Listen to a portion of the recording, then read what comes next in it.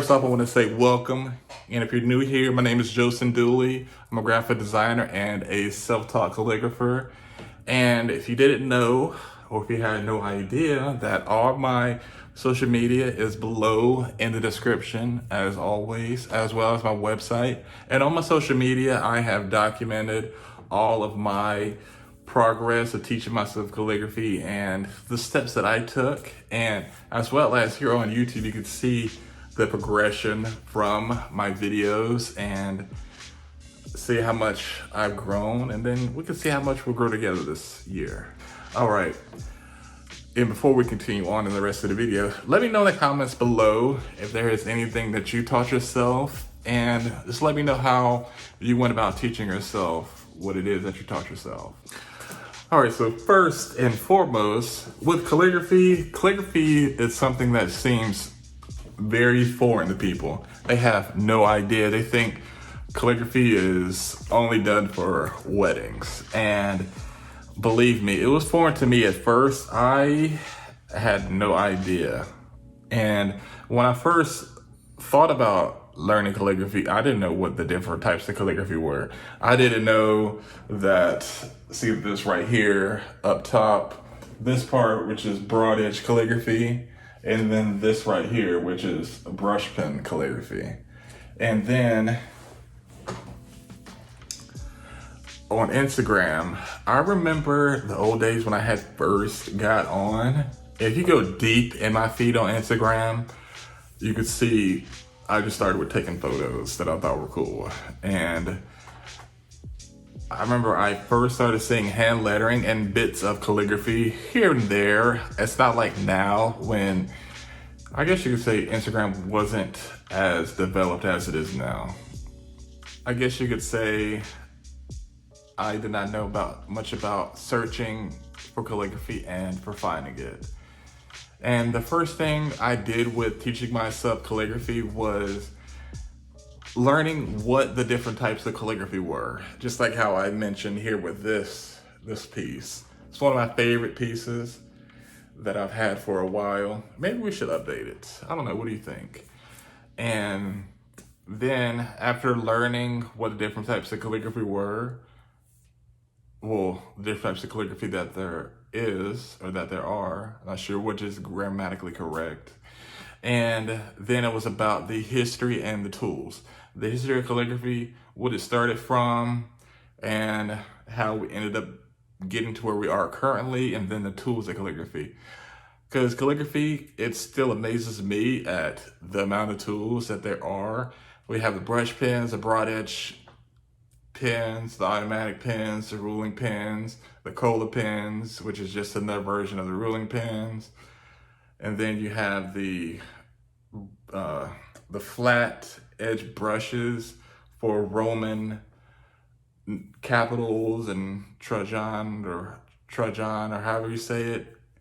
And it's so much stuff you could do with tool-wise, and so many different tools that you could use. And then after doing those things, learning the tools and the history and what the different types of calligraphy are, I started doing tutorials on YouTube, and as well as finding message boards and etc. on calligraphy. Because one thing that I have learned is you want to go where the people that you want to hang around with are. If you are a person online that wants to do YouTube on sneakers, you're going to find sneaker message boards on Reddit, Instagram, Facebook, TikTok, what's the other one? Twitch, Periscope. Then it's just endless, and excuse me. And then once I figured out the type of calligraphy that excites me and that I enjoy doing, which is broad edge calligraphy and brush pen calligraphy, I practice daily, and I still do. I don't document it much, but broad edge calligraphy for me, it was in relation to what I was doing before all this calligraphy and Instagram, which was I was doing stickers with chisel tip markers. I was into, and I'm still into, a good hand style whenever I see one. And then, you know, the funny thing about that, I'm getting off script here, it's whenever I look at a hand style done by someone, I could tell what type of marker they used, if it was a chisel tip or if it was a bullet nib. And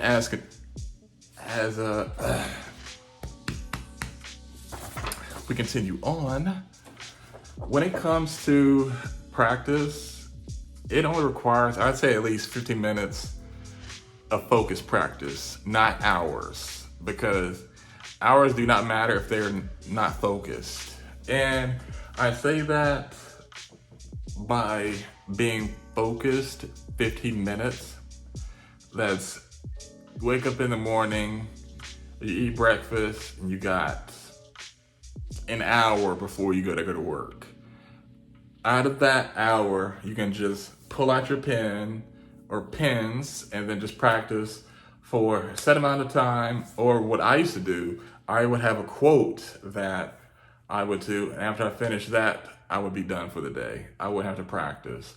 And that's something that you can apply as well. And if you don't like using ink and paper, if you have an iPad with Procreate, you could do it that way. And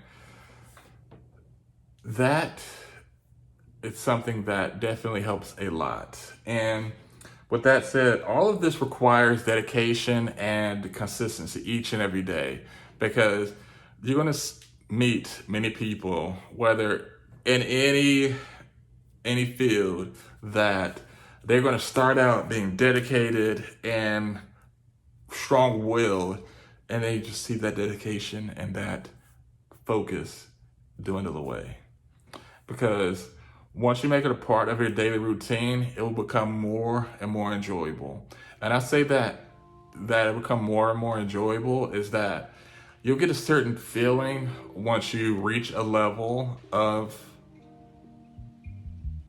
calligraphy, once you reach a level of creativity and the work that you create, you'll feel as, man, whoo, this is turning out great.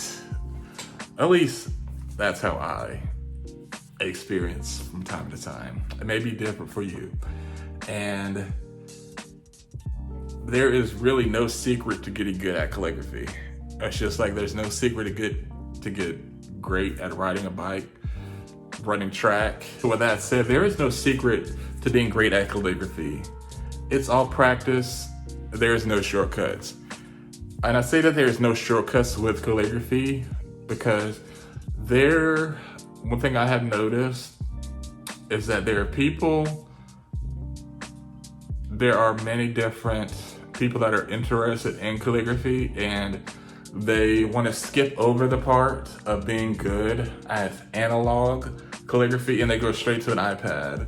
When an iPad and Procreate you're not going to be, it's a different skill set that it requires, because on a digital format you can erase immediately, and ink and paper you can't do that.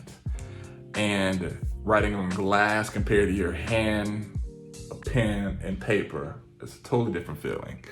And as well as, with that said, you have to continually study and you have to learn new techniques.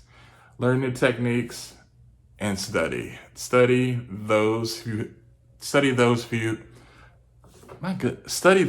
have came before you and those who you appreciate their work now. All right, and ending the video off, since you made it to this part of the video, which I appreciate you doing so, in the comments below, let me know what something you taught yourself and how did it go. And before you finish writing a comment, don't forget to like and subscribe. That way we can keep in touch and you'll be able to see when I upload the next video. All right, let me know what you thought about all of this, and I will see you in the next video. Peace.